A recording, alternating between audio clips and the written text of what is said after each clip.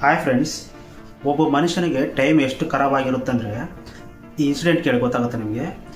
ಇದು ನಡೆದು ನಿನ್ನೆ ಮೊನ್ನೆ ನಡೆದಿದೆ ಅಷ್ಟೇ. ಬೆಂಗಳೂರಿನ ಪ್ರತಿಷ್ಠಿತ ಅಗ್ರಿಕಲ್ಚರಲ್ ಕಾಲೇಜಲ್ಲಿ ಆಕಾಶ್ ಅಂತ ಒಂದು ಹುಡುಗ MSc ಓದ್ತಾ ಇರ್ತಾನೆ. ಸೊ ಇವನಿಗೆ 24 ವರ್ಷ ವಯಸ್ಸಾಗಿರುತ್ತೆ. ಇವನು MSc ಜೊತೆಗೇನೆ UPSC ಪಾಸಾಗಿ ಅದರಲ್ಲಿ IAS IPS ಆಗಿ ಜನರಲ್ ಸೇವೆ ಮಾಡಬೇಕು ಅಂತ ಅಂದ್ಕೊಂಡಿರ್ತಾನೆ. ಸೊ ಹಾಗಾಗಿ ದಿನ 8 ರಿಂದ 9 ತಾಸು ಫುಲ್ ಹಾರ್ಡ್ ವರ್ಕ್ ಮಾಡ್ತಾ ಇರ್ತಾನೆ. Library to college, college to library ಈ ಥರ ಇರುತ್ತೆ. ಸೊ ಓದಿ ಸಾಕಾಗಿರುತ್ತಲ್ಲ ಅವನಿಗೆ. ಅದಕ್ಕೆ ಪಾರ್ಕಲ್ಲಿ ಈ ಥರ ಸುಮ್ಮನೆ ಸುತ್ತಾಡಿ ಬರೋಣ ಅಂತ ಅವ್ರ ಫ್ರೆಂಡ್ ಜೊತೆಗೆ ಹೋಗಿರ್ತಾನೆ.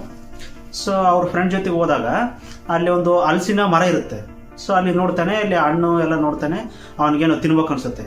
ಸೊ ಅದಕ್ಕಾಗಿ ಅವ್ರ ಫ್ರೆಂಡ್ಸ್ನೆಲ್ಲ ಕೇಳ್ತಾನೆ, ಅವ್ರು ಇಂಟ್ರೆಸ್ಟ್ ತೋರಿಸಲ್ಲ. ಸೊ ಅದಕ್ಕೆ ಅವನು ಆ ಮರವನ್ನು ಹತ್ತೋ ನಿರ್ಧಾರ ಮಾಡ್ತಾನೆ. ಸೊ ಹತ್ತಾನೆ, ಎಲ್ಲ ಹಣ್ಣನ್ನೆಲ್ಲ ಕೆಳಗೆ ಉದುರಿಸ್ತಾನೆ, ಅವ್ರ ಫ್ರೆಂಡ್ ಎಲ್ಲ ತಗೊತಾರೆ, ಓಕೆ. ಆದರೆ ಆ ಮರದಿಂದ ಕೆಳಗೆ ಇಳಿಯುವಾಗ ಸ್ವಲ್ಪ ಕಾಲು ಸ್ಲಿಪ್ ಆಗುತ್ತೆ ಅಷ್ಟೇ. ಕಾಲು ಸ್ಲಿಪ್ಪಾಗಿ ಕೆಳಗೆ ಹೋಗ್ತಾನೆ, ಅವನು ಪ್ರಜ್ಞೆನೇ ತಪ್ಪಾಗುತ್ತೆ, ಆ ಥರ ಆಗುತ್ತೆ ಪರಿಸ್ಥಿತಿ.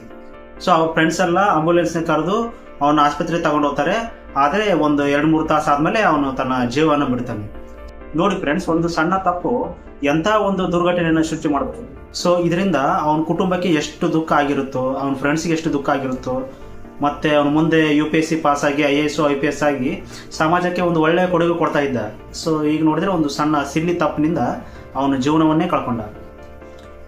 ನೀವು ಇದೇ ಥರ ನಾವು ಅದಕ್ಕೆ ಗೊತ್ತೇ ಇರಲ್ಲ, ತಪ್ಪು ಮಾಡ್ತೀವಿ ಅಂತ ಗೊತ್ತೇ ಇರಲ್ಲ. ಸೊ ಈಗ ರೋಡಲ್ಲಿ ಹೋಗ್ತಾ ಇರ್ತೀವಿ, ಹೆಲ್ಮೆಟ್ ಧರಿಸಲ್ಲ, ಹೇರ್ ಸ್ಟೈಲ್ ಹಾಳಾಗುತ್ತಂತನೋ ಇಲ್ಲ ಇಲ್ಲೇ ಸಮೀಪ ಇದೆ ಅಂತಲೇ ಹೋಗ್ತಾ ಇರ್ತೀವಿ.